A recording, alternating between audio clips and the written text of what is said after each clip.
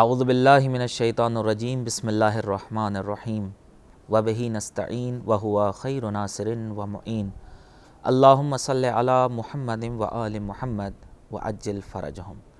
ناظرین السلام علیکم ورحمۃ اللہ وبرکاتہ۔ میں ہوں سید عاصم علی باقری، آپ دیکھ رہے ہیں مسجد جمکران سے پروگرام شیعیت کی فکری بنیادیں۔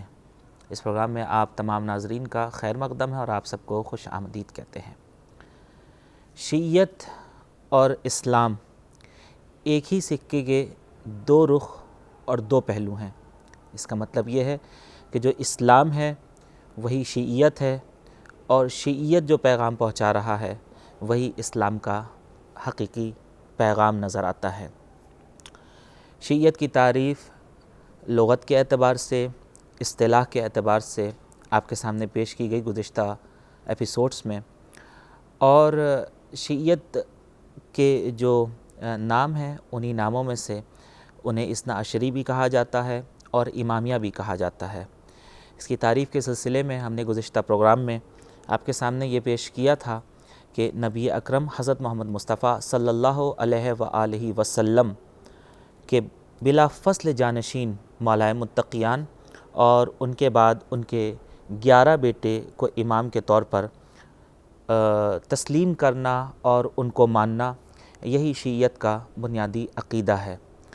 اور یہی وجہ ہے کہ شیعوں کے اصول دین میں اور شیعیت کی بنیاد میں امامت ایک اہم رکن ہے، جو شاید آپ کو کہیں اور دیکھنے کو نہیں ملے گی، کیونکہ نبی اکرم نے جو پیغام انسانیت کو دیا، جو ان کی گسترش تھی ان کے کار رسالت کی، جو وسیع و عریض کام آپ نے پیش کیا انسانیت کو خدا تک پہنچانے کے لیے، وہ کام نبی اکرم کے بعد رک نہیں سکتا تھا اور نبوت بھی آگے نہیں بڑھنی تھی۔ لہٰذا پروردگار عالم نے وہ نبوت کے جو فرائض تھے وہ امامت کے شانوں پر ڈالا، اور امام نے بھی وہی کارنامے کیے جو نبی اکرم نے تقریباً کارنامے انجام دیے تھے۔ وہ ذمہ داریاں جو نبی اکرم کی تھیں، چاہے وہ تعلیم و تربیت کے لحاظ سے ہو، چاہے تزکیہ نفس کے لحاظ سے ہو، چاہے لوگوں کے درمیان رہ کر ان کی مشکلات اور ان کی پریشانیوں کا حل کے اعتبار سے ہو، چاہے لوگوں کی رہبری، لوگوں کی قیادت، لوگوں کے نفوس کے اوپر اختیار اور سرپرستی ہو، وہ ساری ذمہ داریوں کو بطور احسن نبوت کے بعد امامت نے سنبھالا۔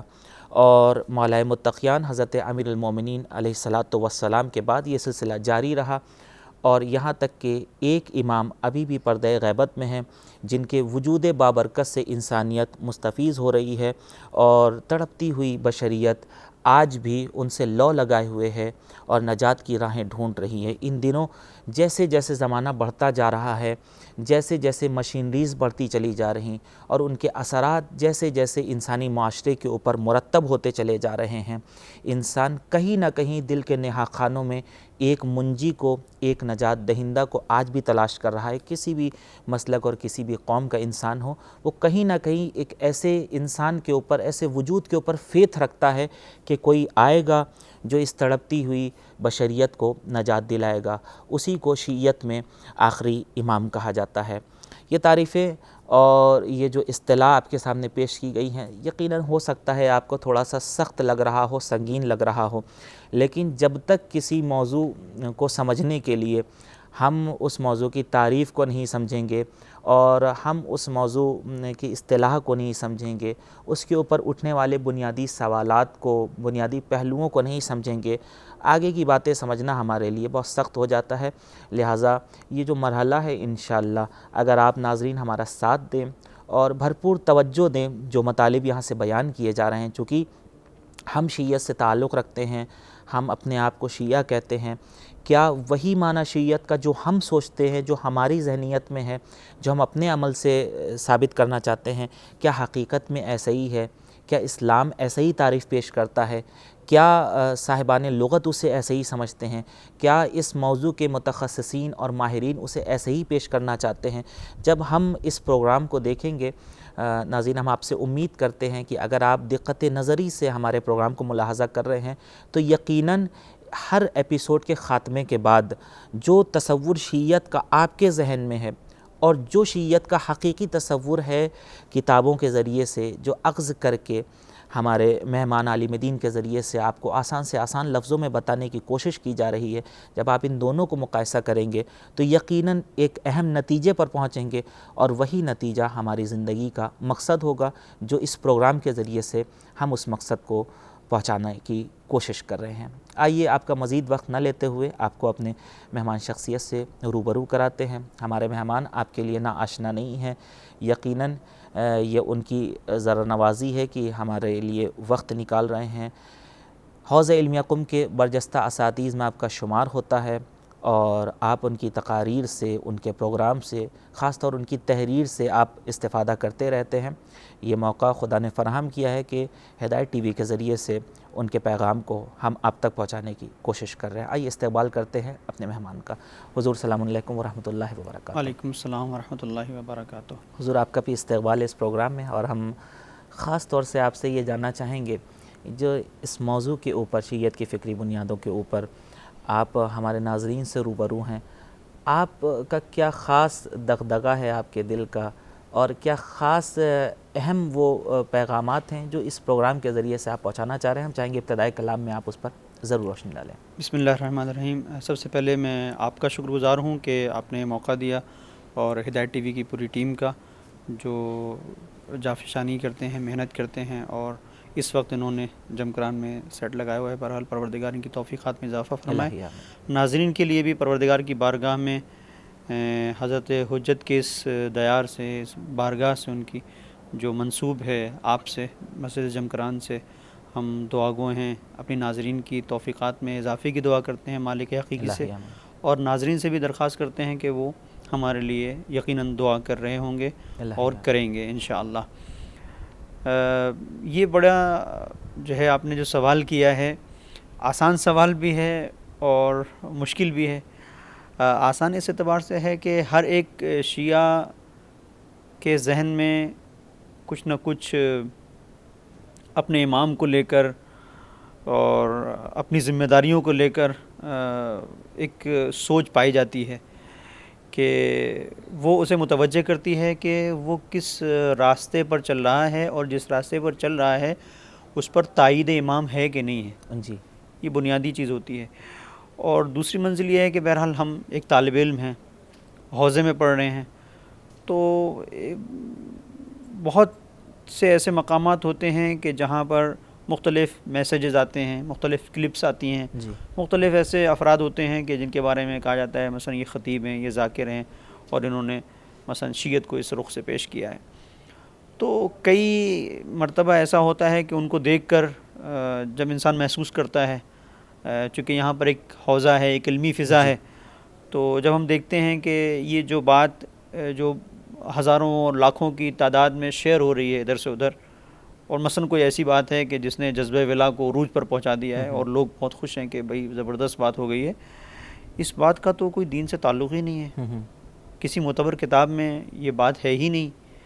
اور یہ تو بس جب اس طرح کی چیزیں آتی ہیں تو ایک احساس ہوتا ہے کہ کاش، یعنی ایک عجیب سا احساس رہتا ہے، ایک کیفیت طاری ہوتی ہے کہ کاش لوگ جو ان مسائل کو چھیڑ رہے ہیں انہوں نے کچھ مبانی کے اوپر نظر ڈال لی ہوتی، شیعت کی بنیادوں کو کم سے کم دیکھ لیا ہوتا، یا ان عقائد کو دیکھ لیا ہوتا جو اساس شیعت ہیں، تو ان عقائد کے ساتھ کھلواڑ نہ کرتے اور من چاہی باتوں کو دین کے نام سے پیش نہ کرتے. آج جو ایک مشکل ہے وہ یہ ہے کہ جتنی زیادہ دین کے اندر تحریف ہمارے یہاں اس عنوان سے ہو رہی ہے کہ فضائل کا گوشہ ہے، اور ایسے فضائل کے جن کے بارے میں کچھ کہا نہیں جا سکتا، کہاں سے آپ نے لیے ہیں، ان فضائل کو کہاں سے لیا ہے، کوئی اس کا اعتبار نہیں ہے. اتنی زیادہ کسی اور جگہ پر ہم نے کسی اور فرقے میں یہ چیز نہیں دیکھی ہے. یعنی ایک افسوس کا مقام ہے. اس کا مطلب یہ نہیں ہے کہ ہم سب ایک اس کے اندر ہیں اور سب کے اندر ایک انحراف پایا جاتا ہے، نہیں. جہاں پر حقیقت ہوتی ہے، دیکھیں جس جگہ پر سچا راستہ ہوتا ہے، دشمن آ کر اس سیدھے اور سچے راستے کے مقابل میں ہی ایک ٹیڑھا راستہ بناتا ہے. یقیناً. تو اب ہمیشہ سے یہ رہا ہے، ائمہ طاہرین علیہ السلام نے ہمارے اصولوں کو معین کیا ہے ایک رخ جو آپ نے چونکہ کہا کہ آپ کا ہم و غم کیا ہے ان مباحث میں، تو ایک تو یہ ہے کہ ہم شیعت کو اگر مانتے ہیں اور اس راستے پر چل رہے ہیں کہ ہم اپنے آپ کو شیعہ کہیں، تو ایک بار ہم سوچیں کہ وہ جو ہمارا وارث ہے، وہ جو پردہ غیبت میں ہے اور ہمارے ہر اعمال کو، ہر ایک عمل کو وہ دیکھ رہا ہے، ہم اپنا قدم اٹھانے سے پہلے اس کی طرف اگر ایک نظر ڈال لیں کہ یہ صحیح ہے یا غلط ہے جو ہم کر رہے ہیں، چاہے وہ عمل کے طور پر ہو، چاہے وہ فکر کے طور پر ہو، جو ہم سوچ رہے ہیں اس سوچ کو ہم سامنے لے کے آ رہے ہیں، یہ سوچ لیں کہ ہمارا امام کیا اس کی تائید کرتا ہے؟ ہم اگر اس طرح سے بات کریں گے تو کیا ہمارا امام خوش ہوگا؟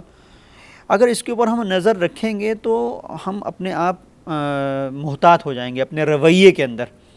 ہمارے یہاں کی ایک بڑی مشکل یہ ہے کہ بہت ساری روایات ہیں، ضعیف روایات ہیں، ان ضعیف روایات سے ہم ان کو پڑھتے ہیں، اس کے بعد اس کو لے کے آ جاتے ہیں اور اس کو باب فضائل میں فضیلت کے گوشے کے اعتبار سے ہم پیش کر دیتے ہیں۔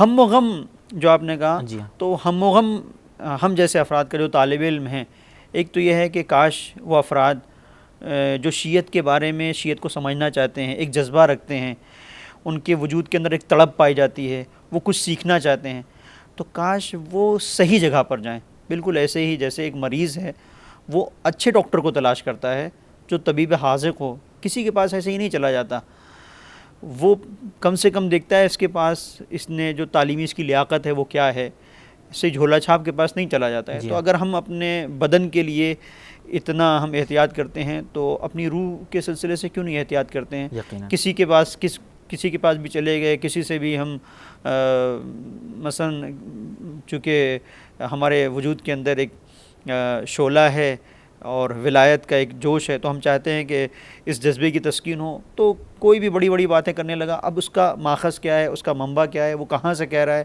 اس کے اوپر توجہ نہیں کرتے۔ تو بنیادی چیز یہ ہے کہ اس کے اوپر اگر ہم توجہ کریں، ایک بات۔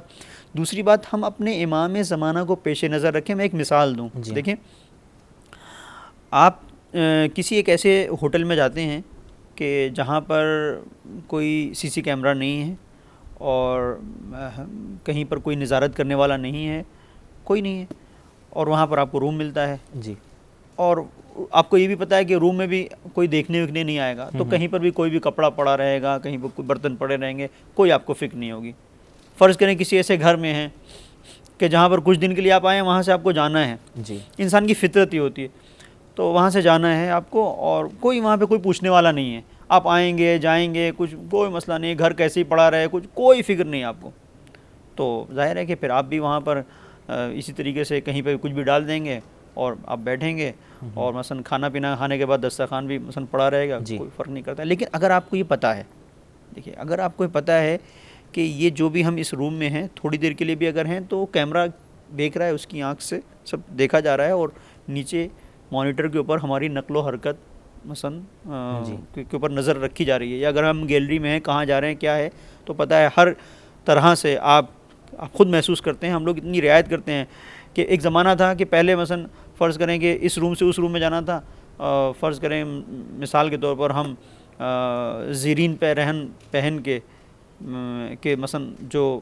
سوتے وقت ہم پہنتے ہیں، لباس جو مناسب نہیں ہوتا، وہ پہن کے بھی ہم دوسرے روم میں مثلا چلے جاتے تھے۔ لیکن اب ہم احتیاط کرتے ہیں، ہمیں پتہ ہے کہ بھائی یہ کیمرہ لگا ہوا ہے، وہ نیچے بھی دیکھا جا سکتا ہے، تو اچھی بات نہیں ہے، یعنی اتنا ہمیں اس کا لحاظ ہوتا ہے کہ جس ہوٹل میں ہیں، جس جگہ پر ہیں، کہ نیچے والے لوگ دیکھ رہے ہیں، اتنا لحاظ ہمیں ہوتا ہے۔ کہنے کا مقصد یہ ہے کہ جب ہمیں پتہ ہوتا ہے کہ کوئی نظر ہے ہمارے اوپر، تو ہم محتاط ہوتے ہیں۔ اب اگر ہمیں پتہ ہے کہ اگر ہم اس روم میں جو ہمیں دیا گیا ہے، یا اس گھر میں جو ہمیں دیا گیا ہے کچھ دن کے لیے، اس کا جو مالک ہے وہ چھوٹی چھوٹی باتوں کو ہمیں نوٹ کر رہا ہے، جی، اگر ہم یہاں سے نکلیں گے اور کچھ ادھر ادھر ہم نے پھیلا کے ہم جانے کی کوشش کریں گے تو ہمیں پکڑے گا، ہم سے پوچھے گا تم کیا کر رہے ہو، کیوں تم نے ایسا کیا؟ ہم نے گھر تمہیں اس لیے نہیں دیا تھا، ہم نے تمہیں اس لیے گھر دیا تھا کہ ہر چیز کو ہر جگہ پر سلیقے سے رکھو، توڑنے کے لیے نہیں دیا تھا، گھر میں وسائل تھے۔ تو اگر ہم اس کی طرف متوجہ ہوں گے تو یقیناً ہمارا انداز بدل جائے گا۔ جی ہاں، اب بس جو آپ نے پوچھا کہ آپ کا ہم و غم کیا ہے، جس کو آپ نے فارسی میں دغدغہ کہا کہ ہمارا درد کیا ہے، وہ یہی ہے کہ ایک شیعہ ہونے کے اعتبار سے ہم یہی، میں اپنے بارے میں کہوں گا، دوسروں کے لیے تو میں نہیں کہہ سکتا، میں یہی سوچتا ہوں کہ ہمارا جو مالک ہے جو ہمارا وارث، جو ہمارا ولی ہے، جو ہمارا سرپرست ہے، وہ پردہ غیب میں ضرور ہے، لیکن ہماری ہر ایک نقل و حرکت کو دیکھ رہا ہے جی کہ ہم کیا کر رہے ہیں. بے شک. تو وہ دیکھ رہا ہے کہ ہم اس کی فکر کو کس طرح سے پہنچا رہے ہیں، اس کے کلام کو کیسے پہنچا رہے ہیں، اور ایک شیعہ ہونے کے اعتبار سے ہمارا انداز کیا ہے کہ ہم کیا واقعی اپنے اخلاق کو اس طرح سے پیش کر رہے ہیں کہ اخلاق و کردار کو آراستہ کر کے ہم اس طرح سے باہر نکلیں کہ لوگ کہیں کہ ہاں یہ ایک شیعہ ہے، یا پھر نہیں ہم اس طرح سے جا رہے ہیں کہ لوگ جو ہے وہ ہمارے اوپر انگلیاں اٹھائیں کہ یہ کون آ گیا ہے. تو اگر یہ منزل ہے تو بہت سخت ہے، اور ہمارا امام ہمیں دیکھ رہا ہے. یہ بنیادی چیز ہے کہ اس اعتبار سے کہ ہمارا امام پردہ غیب میں ہے، اور پردہ غیب میں ہونے کے باوجود ہمارے اعمال پر ناظر ہے. ہمارا رویہ کیسا ہونا چاہیے، خود یہ میرا اپنے آپ کو لے کر ہے کہ میں ایسا کر پاتا ہوں کہ نہیں کر پاتا ہوں. اور پروردگار کی بارگاہ میں ہمیشہ یہ دعا ہے کہ مالک ہمیں توفیق دے کہ ہم اپنے امام وقت کو اپنے آپ سے راضی کر سکے، اس لیے کہ جب ہم محشور ہوں گے تو اپنے امام کے ساتھ محشور ہوں گے. یوم ندعو کل اناس بامامہم. تو اب یہ منزل ہوگی کہ اب ہم کہیں کہ ہم اس امام کے امام کہیں کہ نہیں، اس کے اندر تو کوئی ایسی چیز تھی ہی نہیں کہ ہم یہ کہیں کہ ہمارا شیعہ ہے. تو یہ ایک منزل ہے، یہ سبھی کے لیے اس پر غور کرنے کی ضرورت ہے. اور جہاں تک شیعت کی بات ہے تو اس اعتبار سے سمجھنے کی ضرورت ہے کہ بہت سارے ایسے مباحث ہو سکتے ہیں جو پیش کیے جائیں، لیکن کن باتوں کا تعلق شیعت سے ہے یا نہیں ہے، اس کے لیے ضروری ہے کہ ہم اپنے بزرگ علماء اور مراجع کی طرف رجوع کریں. کسی نے کوئی بات کہہ دی وہ اس کو دین کا حصہ نہ بنائے، اس لیے کہ بڑی محنتوں کے بعد یہ خالص دین ہم تک پہنچا ہے. اور دشمن کی ساری سازشوں کا شکار اس لیے ہو رہا ہے، ساری توجہ اس کی اس دین کے اوپر اس لیے ہے کہ یہی وہ دین ہے جو اسلام کے حقیقی چہرے کو پیش کر رہا ہے. جزاکم اللہ خیرہ. ناظرین، ساتھ ہم یہ بھی ذکر کر دیں کہ حوزہ علمیہ قم میں ایک فیکلٹی ہے شیعہ شناسی کی. ہمارے مہمان اس فیکلٹی کے استاد ہیں، لہٰذا ہم نے خاص طور سے یہ سوال ابتدائے کلام میں مولانا صاحب کے سامنے پیش کرنا چاہا تاکہ ہم ان کے نظریے کو جان سکیں کہ وہ کس اینگل سے دیکھتے ہیں کہ اس موضوع کو آج کے زمانے میں اس پر بحث کرنے کی کتنی ضرورت ہو جاتی ہے. بہت اہم بات مولانا صاحب نے پیش کی کہ جو کچھ بھی آج کل ہو رہا ہے اس پر آج کے زمانے میں آپ دیکھیں تو کہیں نہ کہیں سی سی ٹی وی کیمرے کے ذریعے سے اس پر حرکاتوں اور سکنات پر انسان کے نظر رکھی جا رہی ہے، چاہے وہ کالج اور یونیورسٹیز ہوں، چاہے وہ ہماری شاہراہیں ہوں ہمارے شہروں کی، اور چاہے وہ بڑے شاپنگ مالز ہوں اور شاپنگ سٹورز ہوں. ہر جگہ ہماری حرکات و سکنات پر نظر رکھی جا رہی ہے. انسان محتاط ہو جاتا ہے جب اسے پتہ چل جاتا ہے کہ کوئی اسے دیکھنے والا ہے، کوئی اسے واچ کرنے والا ہے. اور کبھی ایسا ہوتا ہے کہ انسان لاپرواہ ہو جاتا ہے جب اسے یہ اس بات سے غافل ہوتا ہے کہ کسی کی نظر نہیں ہے اور وہ تنہا ہے، جبکہ وہ اس بات کو اپنی ضمیر کی عدالت میں بھول جاتا ہے کہ خدا تو ہے جو اس کے ہر عمل کو، ہر حرکات اور ہر سکنات کو دیکھ رہا ہے. ایک خاص بات کی طرف میں بھی اشارہ کرنا چاہوں گا مولانا صاحب کہ اگر انسان محتاط ہو جاتا ہے اپنے ناظر اور دیکھنے والے پر توجہ رکھتے ہوئے، تو اس کے بعد جب اس سے ملاقات ہوتی ہے تو اس کے سامنے سرخرو ہو کر جاتا ہے، خوشی کے ساتھ جاتا ہے، شاد و آباد جاتا ہے. لیکن جب وہ کوئی ایسی حرکت کر دیتا ہے جو نازیبا ہوتی ہے اور دیکھنے والا اسے دیکھ رہا ہوتا ہے، پھر جب بھی اس کے پاس جاتا ہے ملاقات کے لیے تو اسے شرمندگی کا سامنا کرنا پڑتا ہے. بہت اچھی بات کہہ رہا مولانا صاحب نے اشارہ کیا کہ جو ضرورت ہے اس موضوع کے اوپر گفتگو کرنے کی، خاص طور سے اس لحاظ سے اس کے اوپر گفتگو کی جائے کہ جو آج کے زمانے میں ہم دیکھیں ہمارے چھوٹے بھائی بہن، ہمارے نوجوان حضرات جن کے ہاتھوں میں زیادہ تر فون رہتا ہے، انٹرنیٹ رہتا ہے، انہی سے زیادہ توقعات ہیں قوم کی، جو کہ کیونکہ وہ قوم کا فیوچر ہیں، وہ مستقبل ہیں. یہ ساری زمام اور ذمہ داریاں ان کے کاندھوں پر جانے والی ہیں کہ شیعت، اصلی شیعت کیا ہے جو ہمیں میڈیا کے ذریعے سے بتائی جا رہی ہے، ہم اس پروگرام کو دیکھنے بعد کمپیئر کر سکیں کہ کیا ہم آہنگی دونوں کے اندر ہے یا نہیں ہے. اگر ہے تو ہم کسی بات کو، کسی پیغام کو، کسی میسج کو آگے فارورڈ کریں.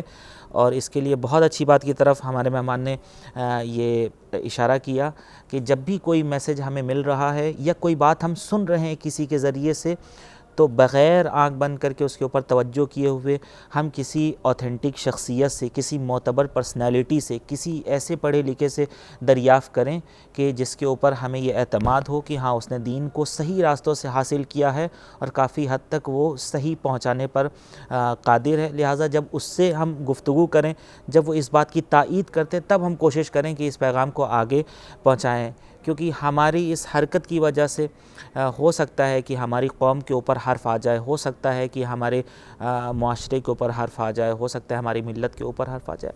لہٰذا اس کے اوپر بہت ساری باتیں ہیں جن پر ہم گفتگو کریں گے، ڈسکس کریں گے. رکیں گے یہاں ایک مختصر سے وقفے کے لیے. آپ دیکھتے رہیے شیعیت کی فکری بنیادیں. اللہم صل علی محمد و آل محمد.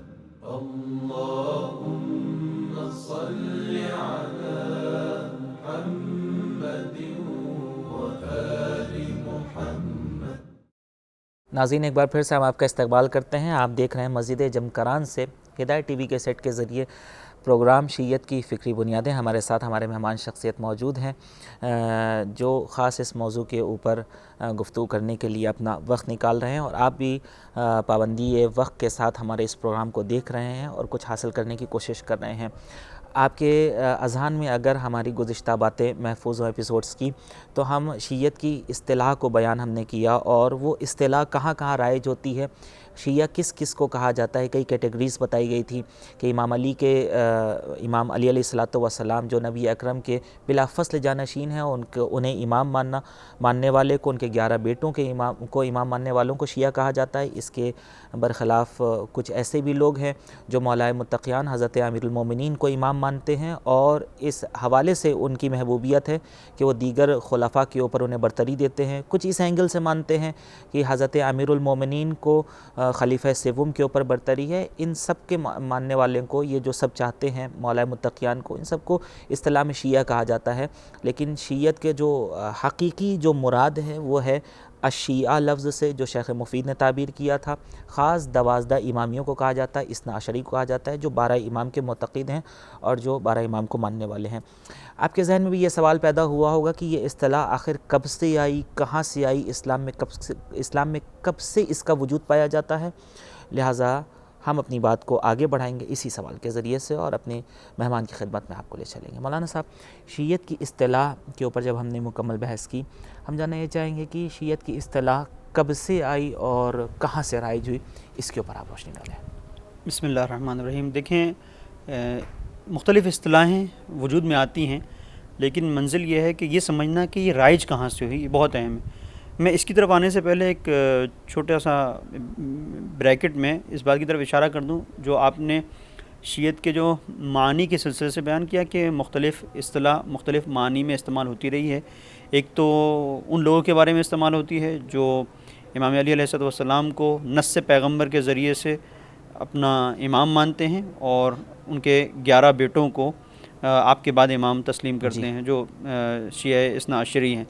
دوسرا وہ افراد کے جو امام علی علیہ السلام کو اس اعتبار سے تو امام نہیں مانتے جیسے شیعہ مانتے ہیں، لیکن ان کی برتری کے قائل ہیں، ان کو فضیلت بخشتے ہیں دوسروں کے اوپر.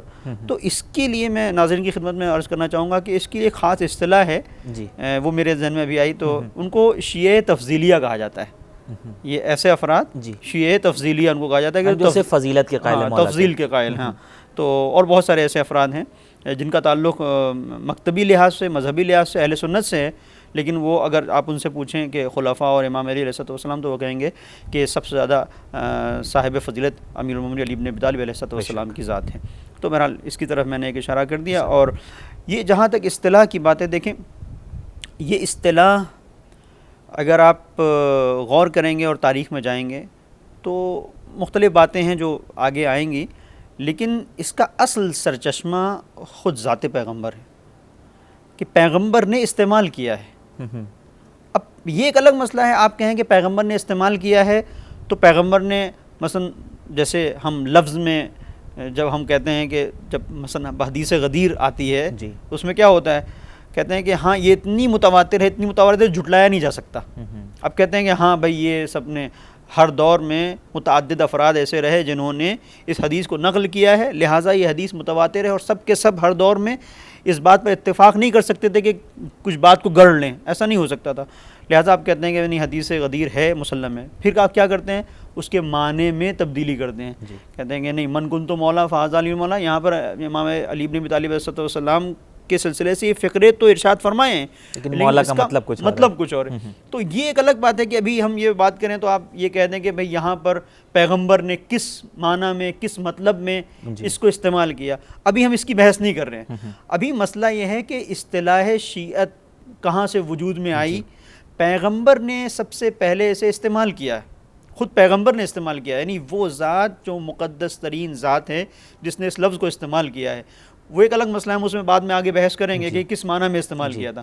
پیغمبر نے کہا یا علی انتا وشیعتک هم الفائزون، یہ پیغمبر نے استعمال کیا ہے. اچھا صرف پیغمبر نے یہی نہیں استعمال کیا ہے، بلکہ آپ دیکھیں کہ جلال الدین سیوطی نے جابر ابن عبداللہ انصاری اور عبداللہ ابن عباس سے روایت کی ہے کہ پیغمبر نے اس آیت کی جب تفسیر کی ان الذین آمنوا وعملوا الصالحات اولئک هم خیر البریہ، تو جب اولئک هم خیر البریہ تب پیغمبر پہنچے ہیں تو پیغمبر نے اشارہ کیا علی ابن ابی طالب علیہ السلام کی طرف. ہم چاہیں گے صاحب اس کا ذرا ترجمہ بھی آپ ہمارے ناظرین کے لیے پیش کریں تاکہ وہ دلچسپی ان کے لیے بھی ہو جائے. جی بالکل. جب پیغمبر نے اس آیت کو پیش کیا کہ وہ لوگ جو ایمان لے کے آئے ہیں اور عمل صالح انجام دیتے ہیں وہ اس خیر بریہ میں سے ہیں، نیک ترین افراد میں سے ہیں، نیک ترین ملت میں سے ہیں، قوم میں سے ہیں، پیروان میں سے ہیں کہ جو یعنی خدا کے نزدیک محبوب ہیں، جو اس کا مفہوم ہے جو خدا کے نزدیک جنہیں محبوب قرار دیا گیا ہے. تو اس محبوبیت کی طرف لوگوں کے ذہن میں سوال پیدا ہوا کہ یہ نیک افراد کون ہیں، یہ کون لوگ ہوں گے، یہ محبوب ترین افراد کون ہیں. تو پیغمبر نے اس بات کو بیان کرنے کے لیے اشارہ کیا علی ابن ابی طالب علیہ السلام کی طرف. تو اور پھر اس کے بعد اس چیز کو پھر پیغمبر نے، اب یہ جو حدیث ہے پیغمبر نے اس کو ارشاد فرمایا، اس کی وضاحت میں خیر البریہ کی وضاحت میں پیغمبر نے، یعنی جس طرح آپ نے کہا مجھ سے وضاحت، تو پیغمبر خود محسوس کر رہے تھے کہ اگر میں اس کی تفسیر کروں گا ان الذین آمنوا وعملوا الصالحات اولئک هم خیر البریہ تو لوگوں کے ذہن میں سوال ہوگا آخر یہ کون لوگ ہیں، آخر کون لوگ ہیں. تو پیغمبر نے اس کی پھر وضاحت کی والذی نفسی بیدہ ان ھذا وشیعتہ هم الفائزون.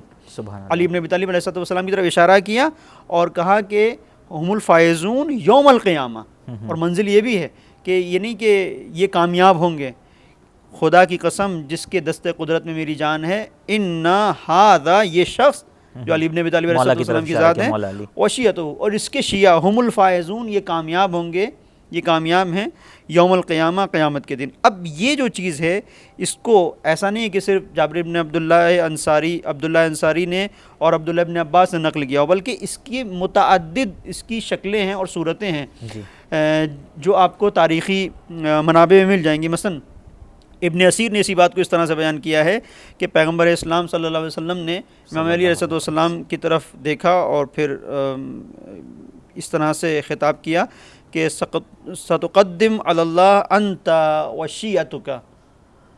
تو اس چیز کو بیان کرنا چاہتے ہیں کہ عنقریب آپ یعنی خدا کی بارگاہ میں پہنچیں گے، وشیعتک راضین مرضین، سبحان اللہ، کہ آپ اور آپ کے شیعہ خدا سے راضی ہوں گے اور خدا ان سے راضی ہوگا، سبحان اللہ، دونوں دونوں ایک دوسرے سے راضی ہوں گے.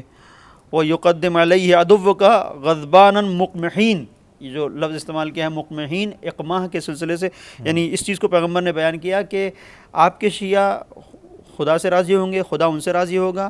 یہ ہم خدا کی بارگاہ میں پہنچیں گے، علی ابن ابی طالب علیہ السلام کی طرف اشارہ کرتے ہوئے، اور اس بات کی طرف اشارہ کیا کہ اور خدا کی بارگاہ میں آپ کا دشمن خار و ذلیل ہو کے پہنچے گا. اللہ، یعنی جو اقماح کا لفظ ہے اس کے سلسلے سے لغت میں ملتا ہے کہ رفع الراس وغض البصر، کہ اس طرح سے ان کی نظریں جھکی ہوں گی، سر اٹھا ہوگا نظریں لیکن جھکی ہوئی ہوں گی، کہ ایک طرح کی خفت ہوگی، ذلت محسوس کر رہے ہوں گے کہ ہم نے کس کا دامن چھوڑا. جی، اور شیعہ اس بات پر فخر کر رہے ہوں گے ہم نے کس کا دامن پکڑا، سبحان اللہ، اور ہمیں کون کہاں تک لے کے آ گیا. یہ دو روایات ہیں، صرف یعنی اسی طرح سے نہیں ہے بلکہ شبلنجی نے اسی طرح کی روایات کو، کتاب ہے ایک نور الابصار، اس میں تفصیل سے نقل کیا ہے.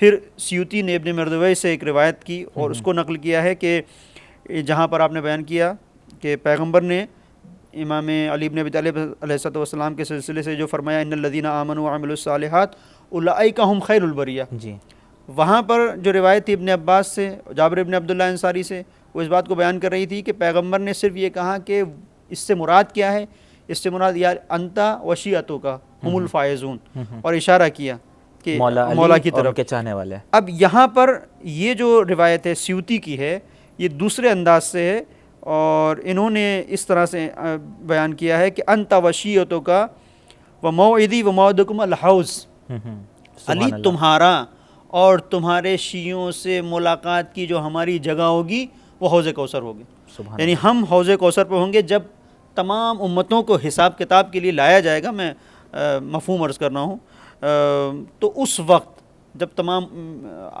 ملتوں کو لے کے آیا جائے گا اور ہر امت کا حساب کتاب ہو رہا ہوگا، اس وقت علی اپنے شیعوں کے ساتھ حوض کوثر پر مجھ سے ملاقات کریں گے۔ تو کیا مولانا صاحب اس جو لفظ اس حدیث میں استعمال ہوا ہے آیت کی تفسیر کرتے ہوئے، جو نبی اکرم نے فرمایا یا علی انت وشیعتک ہم الفائزون، تو ہم الفائزون کی آپ اور آپ کے شیعہ کامیاب ہونے والے ہیں، تو یہ کامیابی کس معنی میں؟ کیا یہی حوض کوثر پہ پہنچ جانا کامیابی مراد ہے، یا کوئی اس سے وسیع پیمانے پر کامیابی نبی اکرم بیان کرنا چاہتے تھے؟ اس کو اگر اس سوال کو آپ روک لیں، میں اس سلسلے کو پورا کر دوں، اس کے بعد یہ رہے گا، یہ میں اس کا جواب دوں گا۔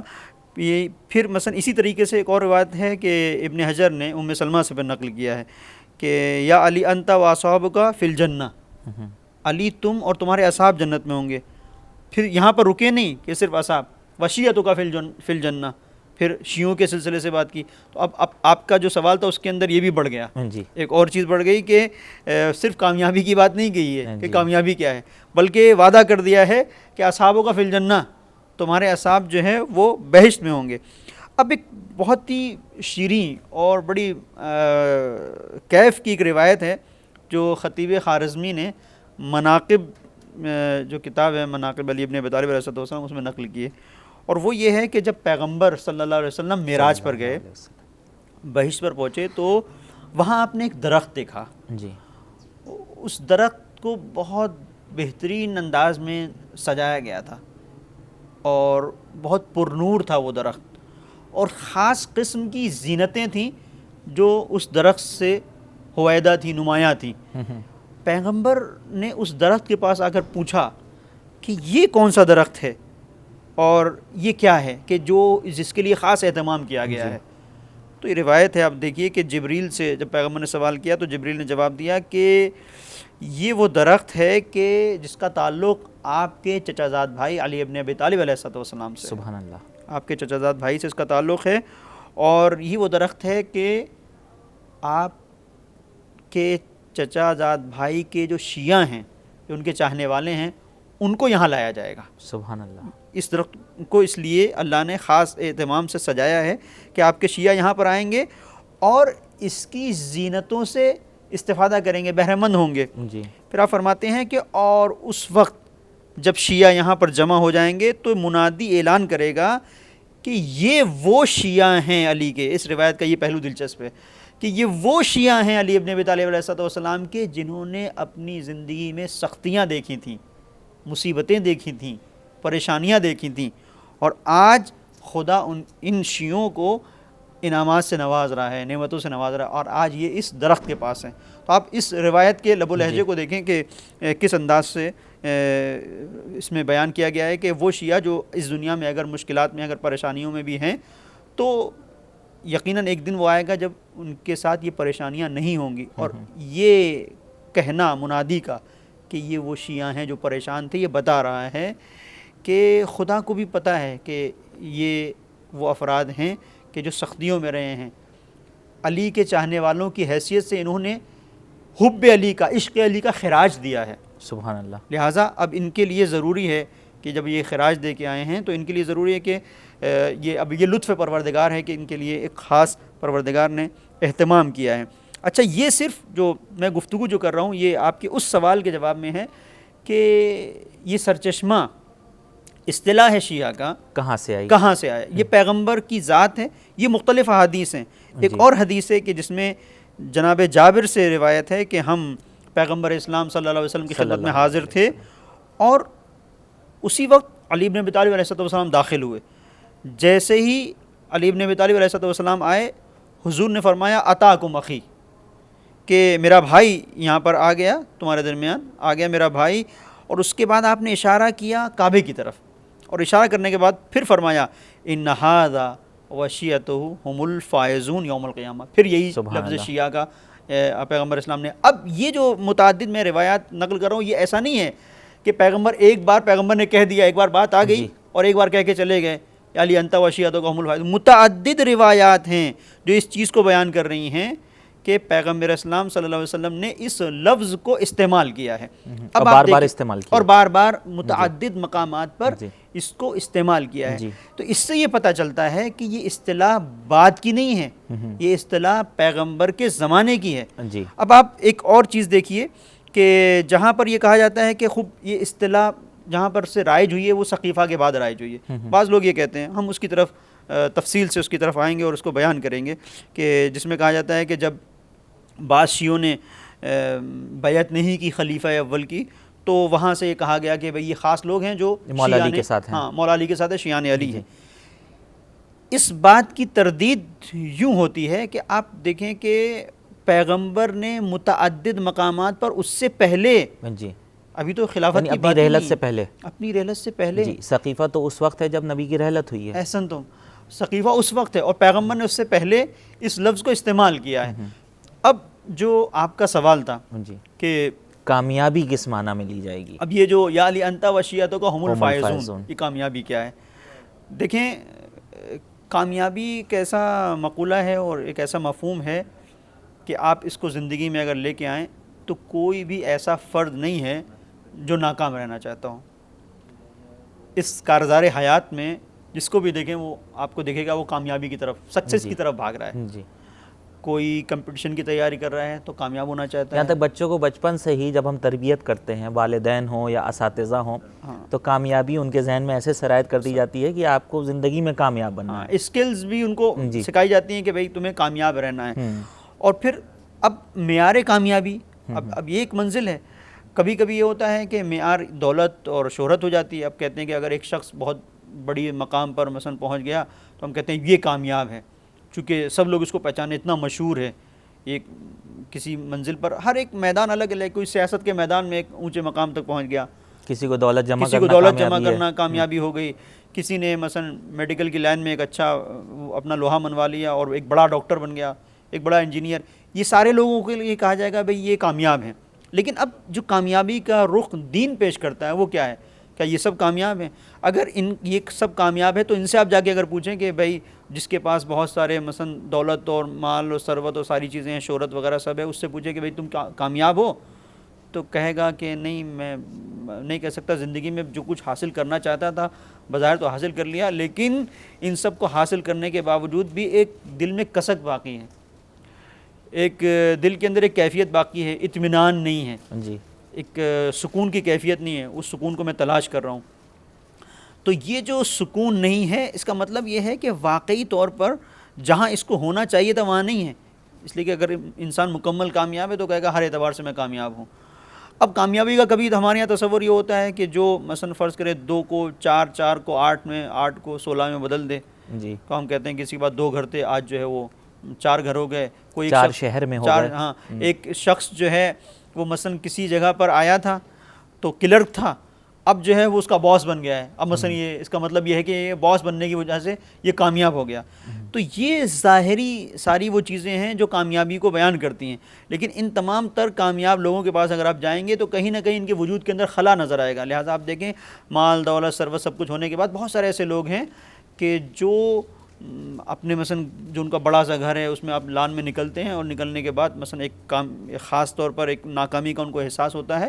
سوچتے ہیں سب کچھ کر لیا لیکن کوئی مقصد نہیں ہے، کوئی ہدف نہیں ہے. وہ اپنے آپ اپنے ریوالور کو اپنی کنپٹی پہ رکھ کے اور گولی چلا لیتے ہیں، ختم کر لیتے ہیں اپنے آپ کو. یہ جو سوسائڈ کر رہا ہے یہ بتا رہا ہے کہ جو ظاہری چیزیں ہیں جن کو میں کامیابی سمجھ رہا تھا وہ نہیں تھی کامیابی. یہ وہ چیز نہیں تھی جو مجھے کامیابی دلاتی. یہ وسائل تھے. باہر کی چیزیں آپ کو کامیاب نہیں کر سکتی ہیں. باہر کی چیزیں کچھ انسان کے لیے آسانیاں ضرور فراہم کر سکتی ہیں. کامیابی انسان کے اندر سے جنم لیتی ہے. سبحان اللہ. کہ جہاں پہ انسان اپنے ہر عمل کے سلسلے سوچ رہا ہو کہ با مقصد ہے، مقصدیت جب تک نہیں آئے گی انسان اپنے آپ کو کامیاب نہیں کہہ سکے گا. تو بہرحال اب آپ اگر دیکھیں گے کامیابی کے تصور کو تو قرآن کے اندر اگر آپ آئیں گے تو قرآن نے اس چیز کو بیان کیا ہے وَرِضْوَانٌ مِّنَ اللَّهِ اکبر. سبحان اللہ. اللہ کی رضا سب سے بڑی نعمت ہے. وَذَلِكَ هُوَ الْفَوْزُ الْعَظِيمُ. سبحان اللہ. اور یہی سب سے بڑی کامیابی ہے. سبحان اللہ. یہی سب سے بڑی کامیابی ہے. تو اب یہ اگر مفہوم قرآن ہم نے سمجھ لیا تو اب اس سے ہم سمجھیں کہ پیغمبر نے کیا کہا ہے. یعنی انت وشیتک ہم الفائزون ذالک هو الفوز العظیم. یہ قرآن کی زبان ہے اور پیغمبر کہہ رہے ہیں کہ یعنی انت وشیتک ہم الفائزون، آپ کامیاب ہیں. کس کو قرآن کامیاب کہہ رہا ہے؟ جو رضا الہی کو حاصل کر لے. سبحان اللہ. تو اس کا مطلب یہ ہوا کہ وہ شخص کہ جس نے رضا الہی کو خرید لیا، من المومنین جو آیت ہے کہ امام علیہ السلام کی رضا کا خریدار پروردگار ہوا. سبحان اللہ. وَمِنَ النَّاسِ مَن يَشْرِي نَفْسَهُ ابْتِغَاءَ مَرْضَاتِ اللَّهِ. تو جس نے مرضی الہی کو خرید لیا، اگر ہم اس کی راہ پر چلیں گے، اس کے پیروکار ہو جائیں گے، اس کی اطاعت کریں گے، اس کی نصرت کریں گے، تو خدا اس کو کی راضی راہ کریں میں، گے. تو یقیناً ہم خدا کو راضی کریں گے. جزاکم اللہ خیر. بہت شکریہ مولانا صاحب.